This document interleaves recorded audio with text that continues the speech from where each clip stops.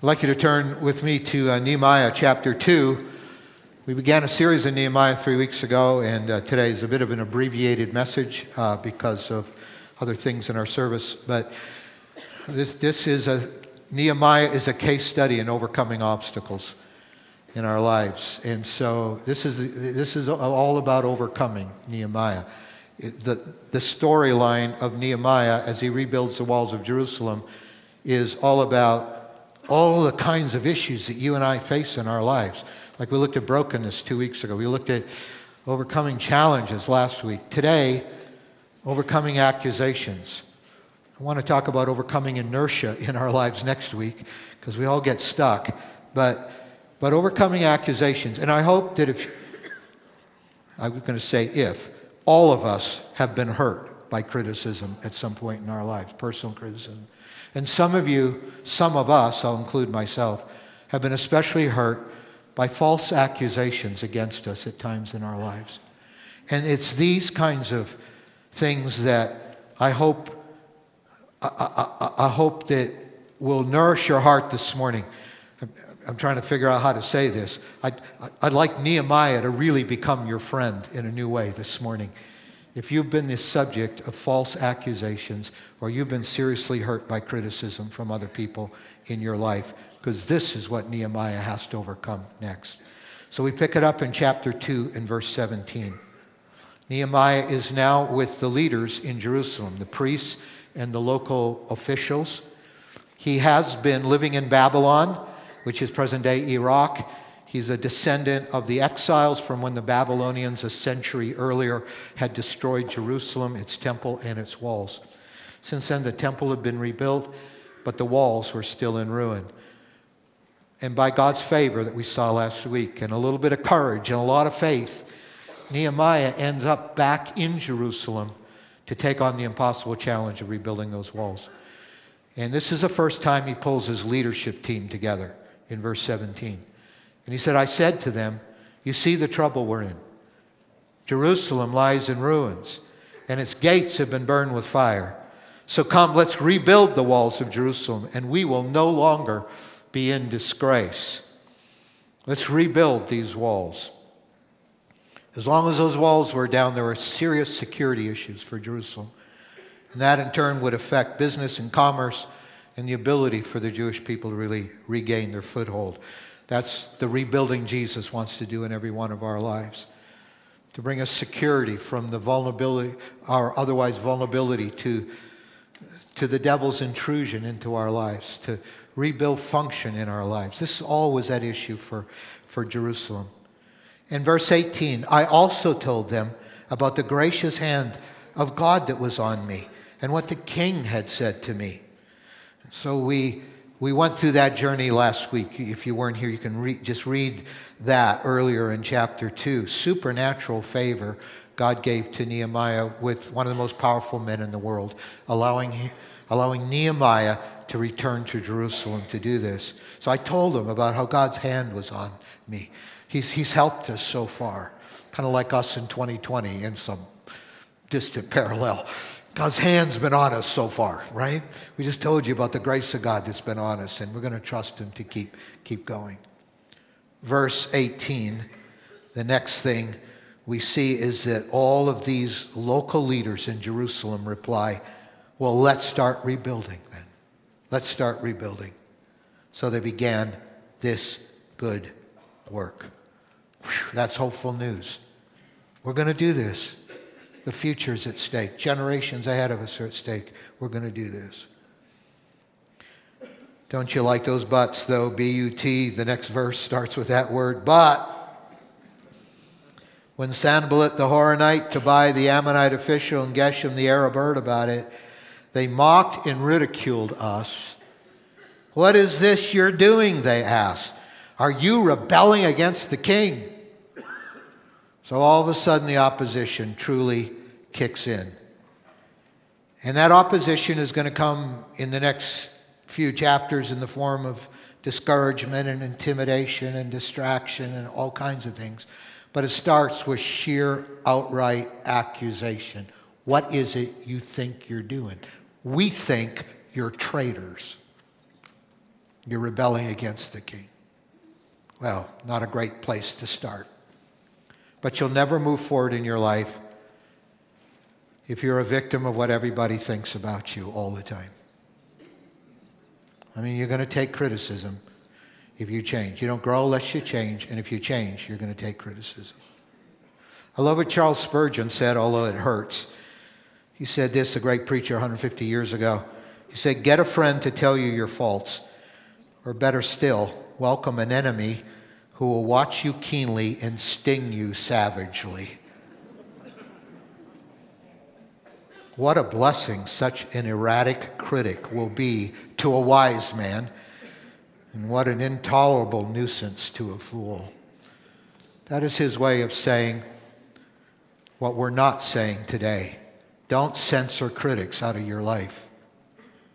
He's saying only fools refuse ever to receive critical feedback in their lives. None of us can grow without people coaching us, giving us feedback, being our critics. I mean, it's painful, but sometimes your critics can be your best friends. They can help you see things you're blind to inside. They can help you be better at what you do. So we don't want to censor critics because some critics are right, but here's the problem. Although some critics are right, we need to watch out for other kinds of critics who aren't necessarily right, or at least they're not 100% right. Some critics are right. That's why wise people always welcome personal feedback and criticism. But you need, when it comes to your critics, you need to watch out for, first of all, critics who have a lot to lose. And that was the case with Sanballat, Tobiah, and Geshem, the Arab.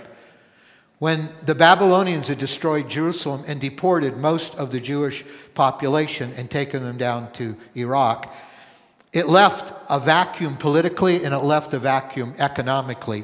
And so the Samaritans, which Sanballat was, and the Ammonites from the kingdom of Ammon just across the Jordan River nearby, and also the Arabs in that area, they swept in to fill that economic and political power vacuum. And now the proposition that the Jewish people would rebuild the walls of Jerusalem and firm up their footing again in that area was an incredible threat. They had these guys, the Ammonites, the Samaritans, the Arabs, they had incredible amount to lose if the Jews regained their foothold here. And whenever you have people who have a lot to lose, it ought to make you a little bit suspicious about the criticism they give you.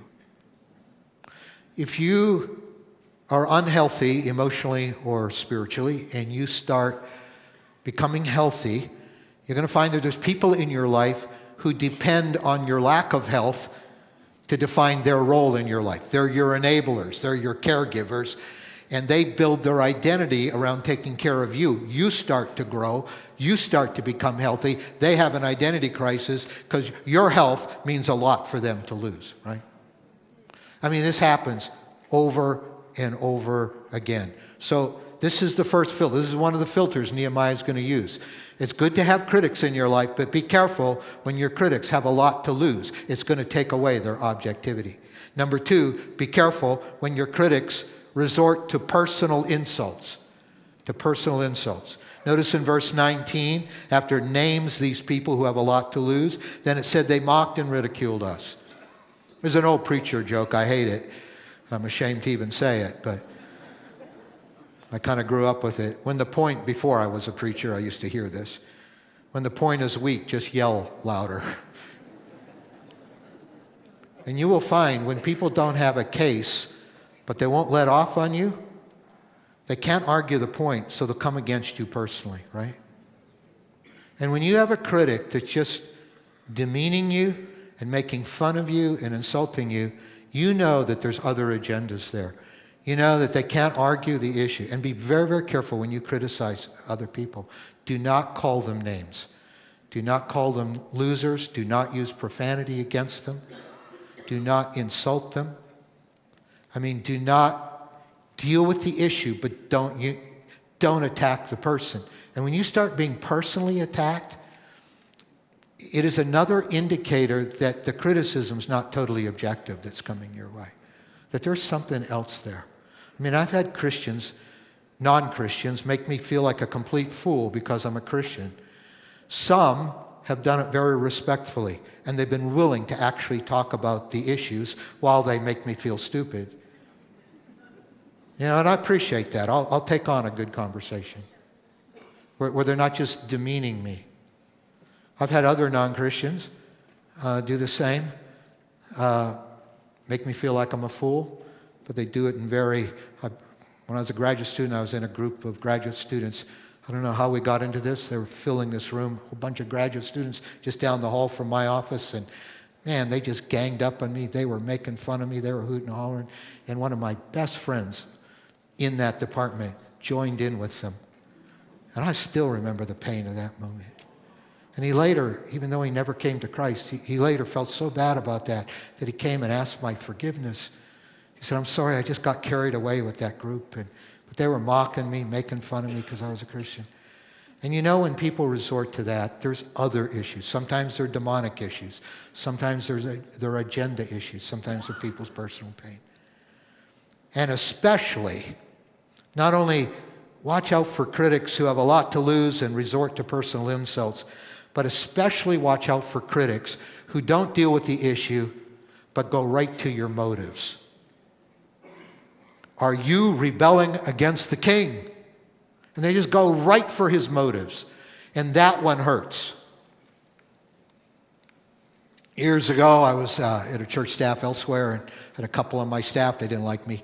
And one day they stood in my office and say, "Jim, we just think you're arrogant and you're building your own kingdom." Now, I can deal with, I don't preach well. I can deal with, I made a wrong decision. But how do you defend your motives? No, I'm really quite humble. I mean, you can't do this. Right? And it's painful. But you are left powerless when you go after somebody's motives, right? And it happens all the time. Like you question a leader's decision, and they come back at you just like they did with Nehemiah. "Oh, well, you just have a rebellious spirit." I know spiritual leaders sometimes. That's spiritual abuse, but sometimes they won't receive any criticism, anything critical. They just turn back and say, "It's because you have a rebellious spirit." I mean, that's abusive leadership. Sometimes you're in a dating relationship, and you want that dating relationship to remain sexually pure until maybe you get married. And all you get back is, "Oh, you must not love me then. You must not love me." Or you forget to take out the trash. I mean, you just innocently forget to take out the trash. And all you get back is, "You really don't care, do you?" You see, there's a... Or you take on an extra project at work. And what do you get from your... Because you want to help the team. And what do you get from your jealous fellow employees? You're just trying to brown nose up to the boss, aren't you? No, I was actually just trying to help the team. But when they go after your motives, I mean, how do you defend accusations against your motives? Or you start following Jesus, and your friends start saying, you're selling us out, aren't you? Man, you used to like partying with us all the time. Now you're just selling us out, aren't you? I mean, don't you care about us at all? I mean, it just goes on and on and on. If you're going to criticize somebody, don't go for their motives. But that's exactly where these three guys who had a lot to lose and resorted to insults, and they also went right after Nehemiah's motives. You're just rebellious. You're a traitor. You're out to upset the king. Well, how do you respond to that kind of thing? I like what the famous pastor, Dr. Richard Halverson, once said: the best way to handle criticism is to respond quickly, directly, and sensitively. I know sometimes you can't always respond to your critics. Sometimes it's not possible to respond to your critics. But if it is possible, I think that's generally good advice. At least respond somehow in a proactive way. To respond quickly and directly and sensitively, not hitting back. If you get hit, don't hit back. But on the other hand, don't be passive about this. You need to respond in a way you can. So the very next verse, after they say, "You're rebelling against the king," here's how Nehemiah responds in verse 20. "I answered them by saying, the God of heaven will give us success. We, his servants, will start rebuilding. But as for you, You have no share in Jerusalem or any claim or historic right to it. I'm going, go get him, Nehemiah. Way to go, man. Get him. I mean, he just stands his ground. He doesn't cave. He doesn't whimper. He does, in fact, three things. I'm going to take them in reverse order as we close. Three things that allowed Nehemiah to deal constructively with the false accusations against him. First of all, Nehemiah, and this will be the hard one to understand, I think. Nehemiah refused their assumptions. Every one of your brutal critics who has a lot to lose is bringing assumptions that they believe, misbeliefs, assumptions behind their criticism.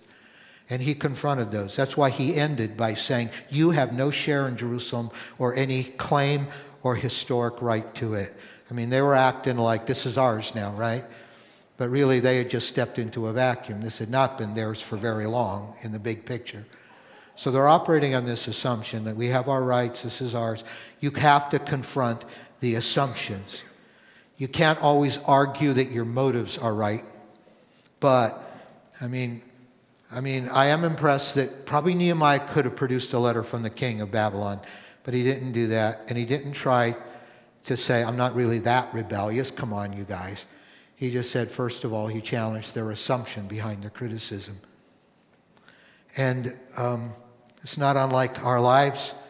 Our lives do change or grow. Can't expect everybody to understand everything about us. And very frequently, and it took me years to understand this, very frequently, the people who criticize you are projecting their own personal pain on you. And that makes them sometimes very vicious because we hate our personal pain. But we take our struggles. I just lost my job, so I'm jealous of everybody else that still has a job. And I just start looking at them critically all the time. And you project your pain on them, and then you go after them with a vengeance because they represent your issue. Got to be very careful. Here's what Craig Groeschel, in his book Confessions of a Pastor, he's a famous pastor in America. He said, consider the source. When it comes to your critics, consider the source. And consider the possibility that the jab may have come from an injured heart. Dismiss it and move on. If you don't, you may become the very thing you despise. You cannot be the victim of other people's pain projected on you. And Nehemiah brilliantly sidesteps becoming that victim. In fact, when I'm trying to nurse the pain of being criticized, and even when it's constructive criticism, 100% true, it still hurts. But it helps me to pray for that critic. And I always have objective people in my life, starting with my wife, who's not afraid to tell me the truth, thank God. And people like Pastor Carter and others that are on my team that I trust to tell me the truth. When I come under criticism, I hurt, I'm not objective, and so I have to go to them and say, please tell me, are they right or not? Is this just something I'm not seeing or not? They help me sort that through. And then if they say, no, Jim, that's totally them. That's their issue totally. You're not that way at all. Then I kind of can start a journey of saying, so God, would you just help them with the pain that they're struggling with that's just making them think irrationally, personally about this situation. Number 2, Nehemiah refocused on the mission. No excuses, no defending his integrity even. There's at times you can clarify misinformation with people's assumptions. There are times where I can't share some things as a pastor. I've had people sit in my office and say, and I don't want to convey that this is a critical. I don't get criticized a lot. That you are a dream to pastor. You're an amazing church to pastor. But I have had times where I've had to make a hard decision because I know some information you don't know, and I would be betraying a confidence to tell you, and my integrity is at stake. So I have had conversations in my office back there with people who have criticized decisions I've made, and I've been sitting listening to them and saying, I wish I could tell them something that they don't know, because if they knew what I know, they would totally agree with what I did. but I can't tell them. That's tough. And you have to realize that some people are in situations like that. It's easy just to go off on people. But you have to be very, very careful that if you can clarify misconceptions, you do that. You can't always do that. But whether you can clarify misconceptions or not, you always go back to the mission. And I love this about Nehemiah. He just simply said to his critics, we, his servants, will start rebuilding. We're just going to do it because this is what God's called us to do. And at some point, that's what gives you courage to move on in spite of people, who probably can't even be expected to understand the changes you're making in your life. And as long as you know that you've got people you trust that know you well, that are speaking into your life in good ways, and you can filter this stuff out, when you get unfairly accused, at some point you just got to go back to the mission. And I love these. You see this all through the scripture. Moses, when he got criticized, God just brought him back to the mission. I'm going to deliver my people from slavery. When Nehemiah gets criticized, we're going to rebuild the walls. I mean, you need this as much as other people. Your critics need this. But you just come back to this. In Forbes magazine a number of years ago, Liz Ryan wrote an article that kind of illustrates this. She said, I don't know who makes the greatest violins in the world, but we'll imagine it's an Italian violin maker named Franco, and that Franco has a studio where 15 or 20 apprentice and journeyman violin makers work alongside Franco, making the most exquisite violins in the world. And then she asked this interesting question. Is Franco happy? And the point of the rest of what I'm going to read is this. When you're a person who's focused on a mission, that's not generally a question you ask. It's irrelevant because you're consumed with the mission. You're not consumed with being happy. You're consumed with the mission. So she goes on to say, if Franco is a world-class violin maker, is he happy? Well, he is alternately ecstatic, frustrated, transported, confused, exhausted, and lost in the zone. And anybody who's ever accomplished anything said, amen. The question is, no, am I happy? I mean, you're just consumed with the mission. And it'll frustrate you one day and make you ecstatic the next day, but the mission is what anchors you. No one would say, she wrote, about Franco or his employees, they're happy. Instead, people in Franco's town would say, those guys live and breathe violins, and people around the world rejoice. Listen, you and I are living and breathing a mission from God that the nations of the world can rejoice. That's why Jesus said, therefore go and make disciples of all nations, and I'm going to be with you to the very end of the age. When it comes down to it, I mean, you are lost if you didn't wake up this morning without a purpose in life. And if you have no purpose for your existence, come to Jesus and find it. I mean, that's why this last week, some of us have been working hard, and we've been giving our money away, and we've been praying, and we've been loving on people, because we want the world to sing with the grace of Jesus. Some of you have been working hard for your companies this week, because you want to honor Jesus with the way you work, and the people you touch, and the lives you lift up and you enrich. We are on a mission. Jesus has called us. He's coming back again, as we heard in the gifts of the Spirit earlier in the service, and He has us just hunkering down. And when people don't understand everything you're doing, they accuse your motives falsely. I mean, you may need to resist their assumptions and clarify, but you certainly have to always refocus on the mission. Just get back to the mission. Just get back to the mission. What's God asked me to do? And am I allowing anybody or any opinion keeping me from doing what I know God has asked me to do? And Jesus said, if we do go and make disciples of all nations, we're a part of His global thing to make the nations sing and the world rejoice with His grace. He says, surely I'll be with you always. And that's where Nehemiah starts. You know, he refused his critics' assumptions. He then reaffirmed the mission, refocused on the mission, and then he reaffirmed God's help. God's help. Because Jesus said, if you go, I'm going to be with you. So this is how Nehemiah actually starts. His critics say, you're rebelling against the king. And Nehemiah said, the God of heaven will give us success.